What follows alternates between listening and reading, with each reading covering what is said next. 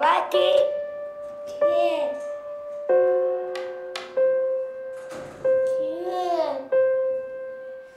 Ciao. Ciao Fede, prova questi. Buoni Giorgio.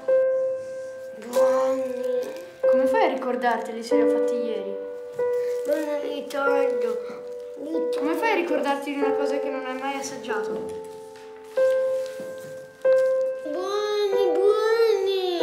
Federico, come fai ad avere memoria di una cosa che non hai mai provato?